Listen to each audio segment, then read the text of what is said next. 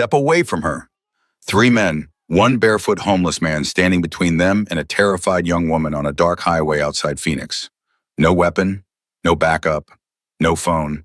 Just a man with nothing left to lose and everything inside him refusing to walk away. Nobody stopped. Nobody helped. Cars kept driving, but he stayed. If this story already has your heart beating faster, you're in the right place. Subscribe to this channel, hit that notification bell, and follow this story all the way to the end. And drop a comment below telling me what city you're watching from. I want to see how far this story travels. Now let's go back to where it all began. There is a kind of silence that follows a man when the world has decided he no longer matters. Not the peaceful kind of silence. Not the quiet of a Sunday morning or the stillness before rain. This was the silence of invisibility. The silence of being looked through instead of looked at. The silence of existing in a world that had quietly, without ceremony, decided to move on without you.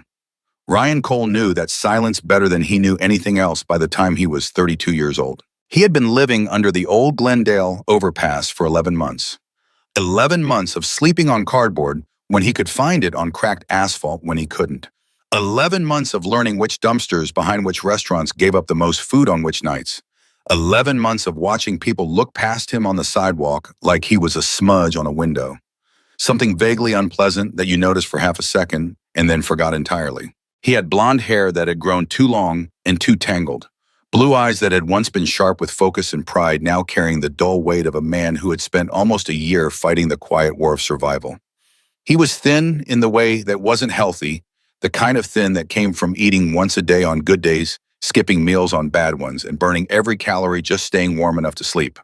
But here is what nobody who walked past Ryan Cole ever bothered to know. Those hands, the ones wrapped around a torn paper cup. Some mornings, the ones cracked at the knuckles from winter cold, those hands had once rebuilt a 1978 Harley-Davidson shovelhead from a pile of parts so rusted and broken that 3 other mechanics had declared it dead. He had brought it back to life in 9 days. The owner had cried when he heard the engine turn over. Those hands had run a business, had signed contracts, had shaken the hands of customers who trusted him completely because Ryan Cole had a reputation in the motorcycle community of Phoenix that took him a decade to build. And that reputation was simple. The man could hear what was wrong with your machine before he even touched it. "You've got a valve seal failure on the left cylinder," he would say before the rider even finished parking. And he was right every single time. His shop, Cole's Custom Cycles on West Indian School Road, had not been glamorous. It was a one-man operation in a rented bay with secondhand tools and a coffee maker that took 4 tries to start every morning. But it was his. Every bolt on the wall, every oil stain on the floor, every calloused inch of it was his. And then in the span of 14 months, it all came apart. It started with his father. Gerald Cole had worked construction his entire life and had never once complained about his body until the morning he woke up and couldn't feel his left arm. The stroke wasn't fatal, but the damage was serious, and what followed was a cascade of medical bills that arrived like a second wave after the first had already knocked you down. Ryan paid what he could, then he paid what he couldn't afford, then he borrowed against the shop's equipment. "Dad, don't worry about the money," Ryan told him, sitting in a hospital chair with a stack of invoices folded in his jacket pocket. "That's not what matters right now." "Son, I know what those bills look like," Gerald said, his voice slightly slurred on the left side now, the stroke having taken something from his speech as well. "I've been watching your face for 3 days. You've got the same look your mother used to get when she was pretending things were fine." "Things are fine." "Ryan." "Dad, things are fine." They were not fine. They were the opposite of fine.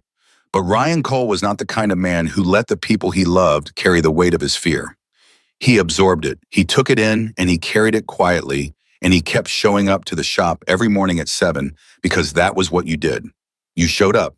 You kept your hands moving. You didn't stop. The second hit came from a man named Dennis Farrell. Dennis had come to Ryan 8 years earlier as a customer, a guy in his mid-40s with a vintage Indian Scout that needed serious restoration work. Ryan had done the job, Wright charged a fair price, and Dennis had been so impressed that he started bringing referrals. Good referrals, the kind that turned into long-term clients. Over the years, Dennis went from customer to something that felt like a business partner. He had capital. Ryan had skill. When Dennis proposed formally merging under a new name, Farrell Cole Performance, and expanding into a second location with a parts retail section, it seemed like the kind of opportunity that rewarded the years of grinding. The kind of deal that said you worked hard enough, now the next level is unlocking. Ryan signed the papers. 6 weeks later, Dennis Farrell was gone. Not just gone from the partnership, gone from Phoenix.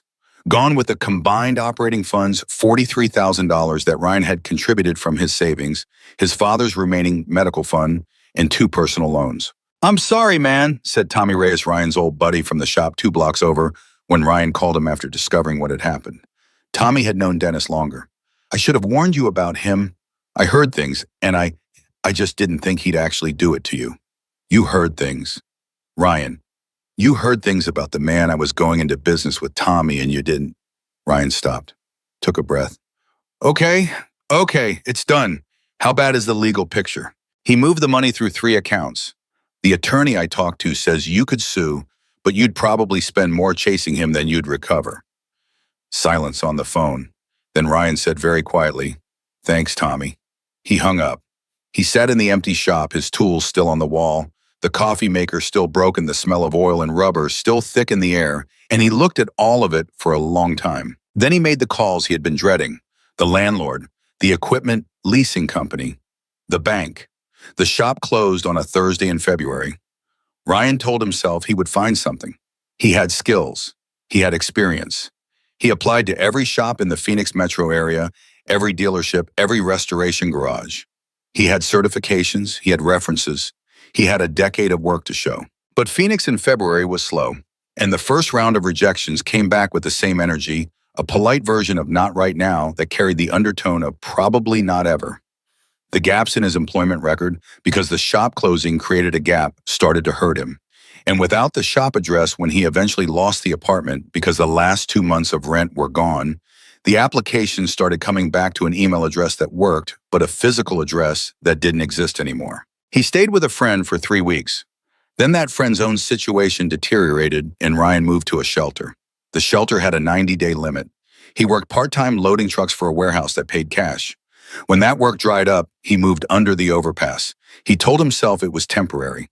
11 months later, he was still there. And on the night of October 14th, just after 10 in the evening, Ryan Cole was walking along a stretch of empty highway, shoulder east of town, heading toward a gas station where he knew a night manager named Carl, who sometimes saved him a sandwich if things were slow.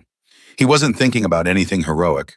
He was thinking about whether Carl was working tonight or if it was the other guy, the younger one who always looked at Ryan like he was about to call someone. He was thinking about whether it was going to rain. He was thinking about the left heel of his shoe, which had worn through to a hole about the size of a quarter, and how the pavement felt different against his skin depending on how wet it was. He was not looking for a reason to be brave. He was just walking, and then he heard it. The sound cut through the night air like a note played wrong on an instrument. You know, well, the kind of sound that makes a musician's ears snap to attention, not because it's loud, but because it's wrong. A motorcycle engine, V-twin, running rough. The idle was struggling, dropping and catching and dropping again, the fuel delivery stuttering somewhere in the system. Ryan's head turned before he even made the conscious decision to listen. He knew that sound. He had heard it 1,000 times. That was a carburetor issue, either a float problem at causing fuel delivery to cut in and out, or a clogged main jet that was starving the engine at low RPM. The bike wasn't dead. It was dying, and whoever was on it had about 2 minutes before it was going to give up entirely. He walked faster. He came around the curve in the road and saw the headlight. First, a motorcycle pulled to the shoulder, its engine turning over with less and less conviction, its single headlight pointed at nothing. Standing beside it was a young woman, mid-20s maybe, blonde hair pulled back. She was wearing a leather jacket with patches he recognized, not because they were famous to everyone, but because in the Phoenix motorcycle community, those patches meant something specific. She was on the phone, her voice carried in the night air. "I don't know where exactly, Dad. I'm on the 60 east of the Highway exit, I think. The bike just started losing power and now it won't, yeah. Yeah, I know, I'm fine, I'm just..." A pause. "Dad, I'm fine, please don't." The engine coughed and died. The headlight went dark, and the young woman stood alone on a stretch of highway at 10:15 at night, her phone to her ear, the darkness suddenly much bigger around her. Ryan stepped out of the shadows on the shoulder and said at a reasonable distance, "Hey, Sorry, I don't want to startle you. I heard your engine from back there. I think I know what's wrong. She spun around. She pulled the phone down from her ear. Her entire body went rigid with the kind of alert tension that every woman alone in the dark knows too well, the instant calculation of threat and distance and options. I'm not trying to. Ryan held both hands up, palms out, stepping back one step.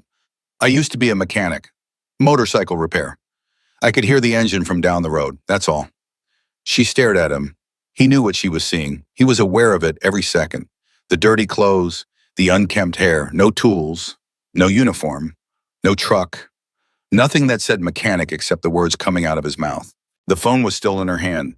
Her thumb was already moving toward what he assumed was her recent calls. You're calling someone back, Ryan said. That's smart. Do that. I'll stand right here and I won't move until they're on their way. She blinked. The response surprised her. She had expected him to come closer to insist to use the offer of help as leverage to breach the distance she was maintaining. He didn't. He stood exactly where he was, hands still visible at his sides, and waited. She brought the phone back up.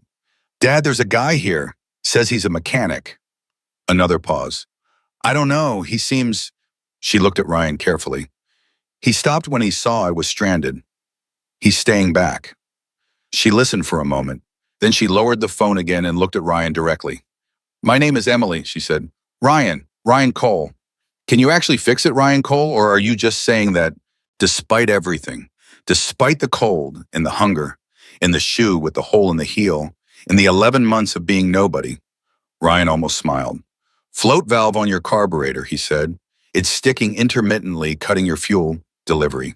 Your bowl is probably running dry at low RPM, which is why it seemed fine at speed and started dying when you slowed down.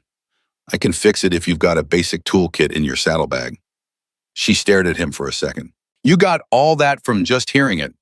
I heard it for about 45 seconds before you saw me. Emily Carter looked at the dead motorcycle. Then she looked at Ryan Cole. Then she did something that surprised both of them. She walked to the saddlebag on the left side of the bike and unlatched it. There's a small toolkit in here, she said. Dad always makes me carry one. Smart, Dad, Ryan said and moved toward the bike. He was not aware of the car that had slowed behind them in the past 2 minutes. He was focused on the carburetor, on the familiar architecture of a problem he had solved 100 times, on the feeling, even faint, even ghost-like, of being competent again, of being the man who knew what to do. He was not aware of it until Emily made a sound, not a word, not a sentence. A sound, the involuntary soft intake of breath that a person makes when something unexpected and frightening appears directly in their line of sight. Ryan looked up. 3 men had gotten out of a car that was now parked at a crooked angle on the shoulder behind Emily's motorcycle. They weren't dressed for a breakdown. They weren't offering jumper cables or a phone charger. They were spreading out in the unhurried way of people who had done this before, covering angles, cutting off the obvious exit paths, carrying the specific confidence of men who expected no resistance. The one in the middle was the largest. He was maybe 6'2", heavy through the shoulders, wearing a gray hoodie with the hood down. He had a wide face and small eyes and an expression that wasn't angry, which was more frightening than anger would have been. Anger meant something had provoked him. This expression meant he had come looking. He looked at Emily first, then he looked at Ryan. His eyes moved over Ryan with the dismissive speed of a man cataloging something that doesn't factor into his plans. You need help, sweetheart, he said to Emily, but his tone turned the word sweetheart into something with edges on it, something that was not a question. Emily said nothing. Ryan straightened up slowly from where he had been crouched beside the bike. He set the small wrench he had been holding down on top of the saddlebag. His heart was doing something that he was trying very hard not to let his face show. It was beating in the specific way it beat when his body understood the danger before his mind had fully caught up to it. We're good here, Ryan said. The man in the gray hoodie looked at Ryan again. This time the look lasted longer. And then he laughed. A short, compressed laugh that he shared with the 2 men flanking him, like an inside joke that cost him nothing. No, I think we're great here, the man said, and he took one slow, deliberate step forward. Ryan had a fraction of a second to make a decision. His whole body understood the math of this situation. 3 men, 1 of him, no weapon, no phone, no one else on this highway who was showing any sign of stopping. Emily behind him, her back now against the motorcycle, her phone in her hand, but her fingers frozen. 3 men who were not afraid.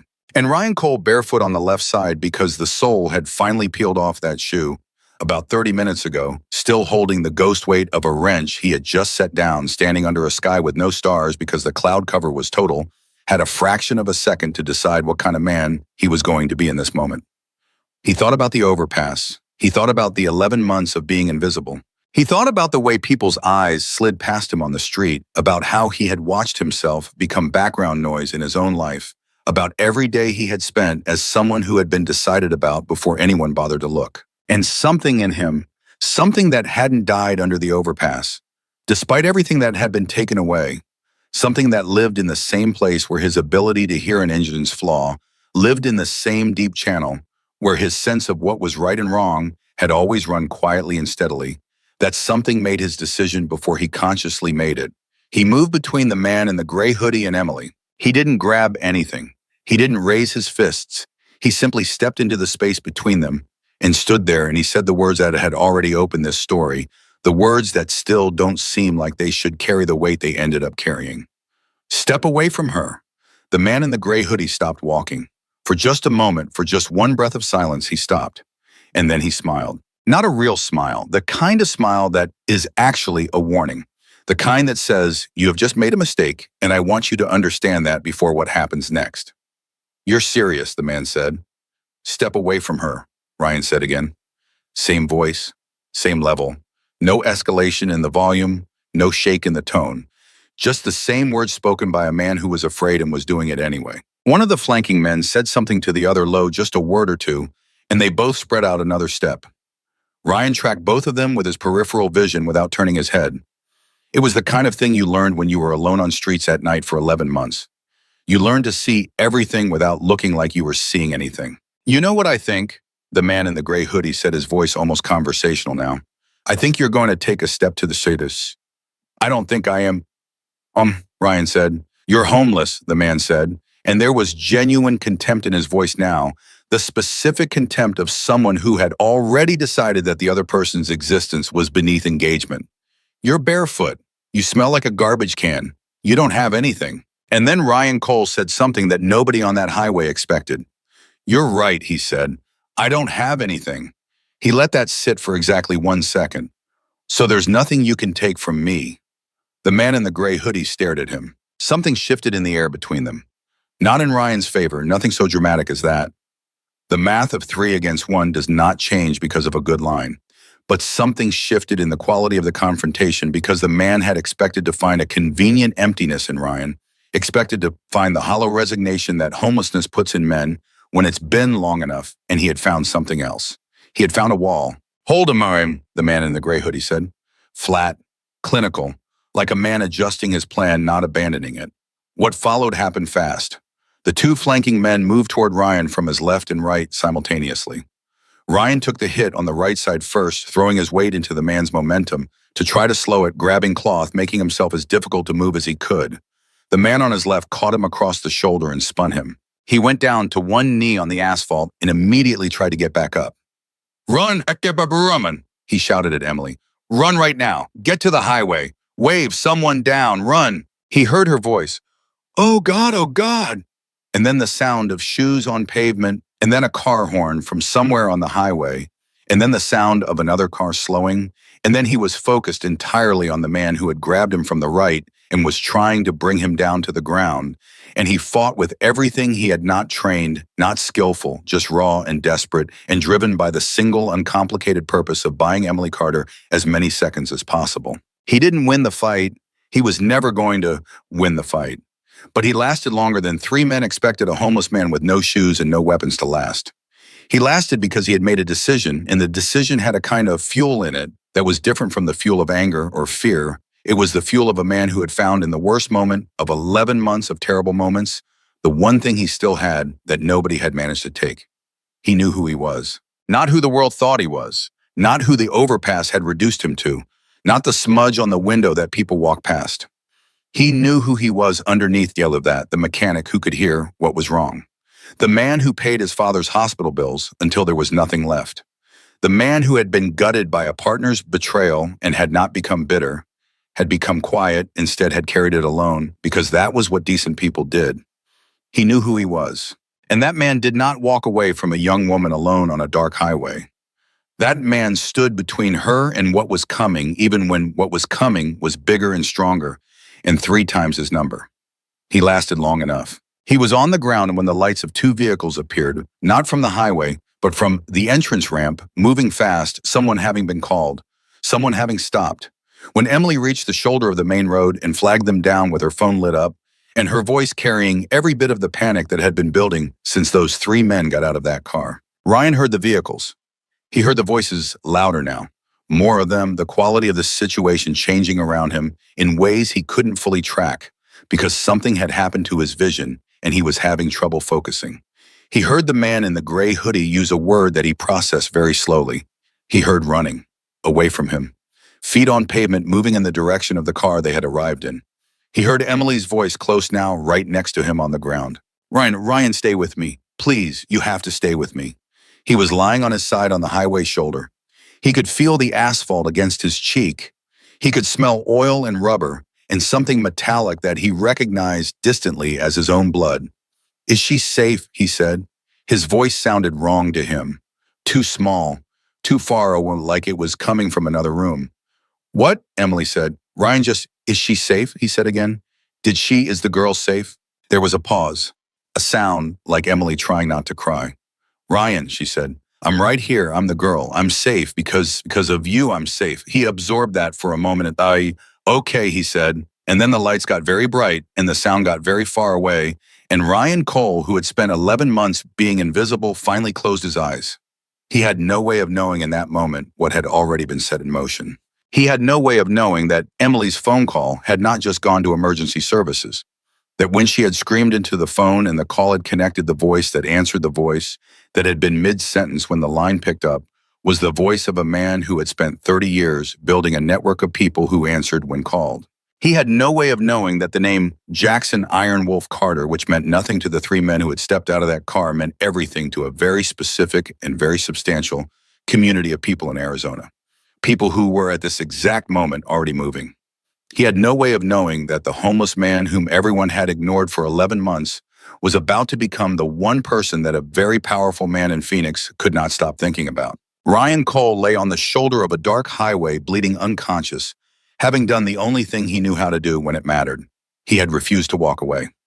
And somewhere in the city, a man named Jackson Carter was already in his truck, driving fast, his jaw tight and his hands white on the wheel, heading toward his daughter, toward the highway, toward the scene of the attack, toward the story that was already rewriting everything he thought he knew about who deserved to be seen. The world had ignored Ryan Cole for 11 months. It would not ignore him much longer.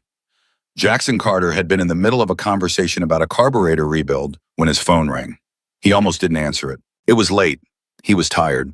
The conversation was with Eddie Ramos, his head mechanic at the shop, and they had been going back and forth for 20 minutes about a sourcing problem with a specific Harley part that had been back-ordered for 3 weeks. Jackson was the kind of man who finished conversations before he started new ones. It was one of the things people respected about him. He was present, fully present. When he was talking to you, you had all of him. But the phone rang and something in his chest moved before he even looked at the screen. He looked at the screen. Emily. Hold on, Eddie. He picked up. What? And then he heard it. Not words at first, a sound. The sound of his daughter breathing too fast, moving too fast, her voice compressed by the specific kind of fear that a father spends 24 years trying to prevent his child from ever feeling. Dad, I need you to listen to me right now. I'm listening, talk to me. I'm on the 60 East Side near Hiley. The bike died and there were these men, Dad, 3 men, and they got out of a car and her voice broke for just a second. Just 1 second. Then she pulled it back with the kind of effort that told Jackson she was working extremely hard to stay functional. There's a man. He stepped in. He's Dad. They're hurting him. I can hear it. I flagged down a car and the driver called 911, but you need to come right now because I'm already moving, Jackson said. He was. He had his keys off the hook by the second sentence. He was out the door before she finished the third. Eddie Ramos said something behind him that Jackson didn't hear because the door was already closing and his boots were already on the driveway and his truck engine was already turning over. Stay on the line with me, he said into the phone. Don't hang up. Okay. Are you physically clear of the men? Yes, I'm with the driver who stopped. We're about 50 yards up the ramp. Good. Stay there. Don't go back toward the bike. Dad, Emily. He's still there. He's on the ground. The police are coming. I'm coming. Stay where you are. A pause. She wasn't happy about it. He knew his daughter well enough to know that the pause was her fighting with herself, the instinct to go back toward the man who had helped her versus the rational understanding that there was nothing she could do. He knew which one was going to win, which was why he said the next thing he said. Tell me his name, Jackson said. He didn't know why he asked that. He just knew he needed something concrete to hold on to while he drove. Ryan, she said. He said his name was Ryan Cole. Jackson repeated it in his head. Ryan Cole. He drove 15 miles in 11 minutes and did not think about speed limits once. When he arrived, the ambulance was already there. 2 police units. Emily was standing with a paramedic who was trying to take her blood pressure, and she was refusing to hold still because she was watching what was happening 20 yards away where a second team of paramedics was working on someone on the ground. Jackson got out of the truck before it fully stopped moving. Dad?